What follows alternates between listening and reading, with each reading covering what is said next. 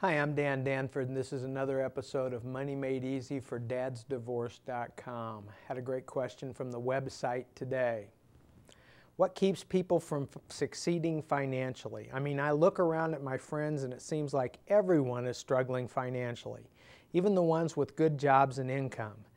At its simplest, it would seem that people with little money might struggle, but people with more money wouldn't. But that doesn't seem the case. What gives? Well, that's a million-dollar question if I ever heard one. And you've nailed one of the big things that we see in practice all the time. Matter of fact, they've done studies on these kinds of questions. And one of the things that they've discovered is when you ask people, honestly, at all income levels, from people who have annual income of $15,000 a year to people who have annual income of $500,000 a year, sort of a theme that comes back from all of them is that they could be a little bit happier if they had a little bit more money. And the magic number seems to be about 10%. Almost everybody feels like they could be happier if they had about 10% more money than they've got. So if money isn't the issue, what is? And like I said, people have been puzzling over this for years.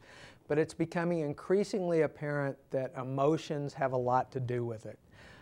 Evidence suggests that behavior is more important than income. And just as an example of that, I mean, I go right back to your question. It's one of the things we see in our office all the time.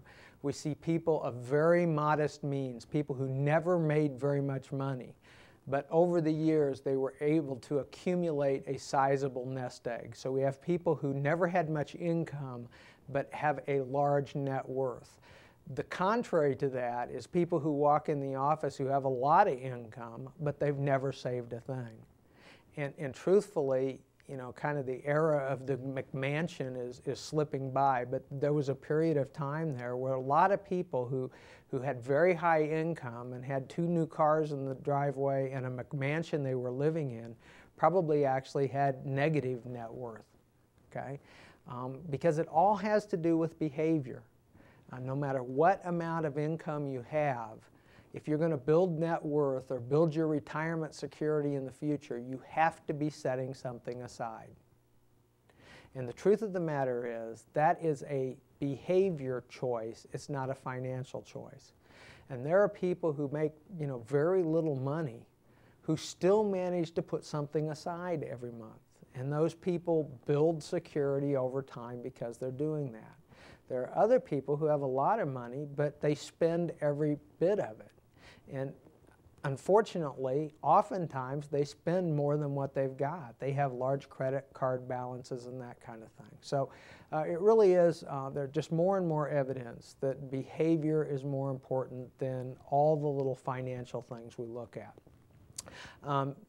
Drs. Klontz, Dr. Ted and Dr. Brad Klontz have written some books and done a lot of research on the emotional part of money. And they say that there are basically 3 different large categories of what they call money disorders. The first is what they call money worship, the second is what they call money avoidance, and the third are what they call relational disorders. In the realm of money worship, this would be people who, who are greedy or they hoard things. They don't spend. Every once in a while you read about somebody who just practically lived on the street, but they were worth millions. That would be a money worship kind of things.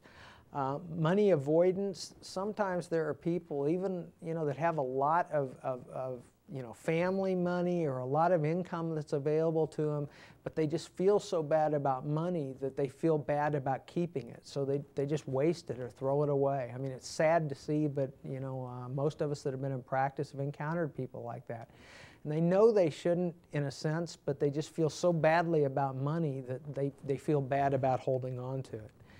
And then the relational disorders, these become complicated, but this is where we have dependency problems. I mean, this is where, 40-year-old kids are still depending on their mom and dad for income and that kind of thing. Now, the interesting thing, of course, about that is it takes two people to play that game. I mean, dependency goes both ways. You probably have got a dependency problem from the parents and one from the kids too. In any case, the good news is that most of these kinds of things, once we've identified them, we can figure out what to do about them. And there are cases where they're so complicated or so deeply held that they actually require clinical intervention. But the good news is there's clinical intervention available today too. So I would guess that most of us don't encounter money problems to the level of a behavioral disorder, but I'd also say most of us probably encounter those things a little bit in our lives all the time. And those are the kinds of issues, in my mind, that keep people from succeeding financially. So I guess what I would say is if what you're asking the question about is what do you need to do to, create financial security for you and your family, what are the things that need to be done? I tell you, the first thing to do is to look to the behavior things. Set aside some money, invest it prudently, take care of the things that you need to take care of, and worry less about how much money you're making or how much more money you need to make or whether that mutual fund earned 10% instead of 9%. I'm not saying those things aren't important, but I'm saying they're less important than the psychological and the behavioral issues attached to money. Hope that helps. It's another episode of Money Made Easy for Dad's Divorce. We'll see you again next week. Thanks.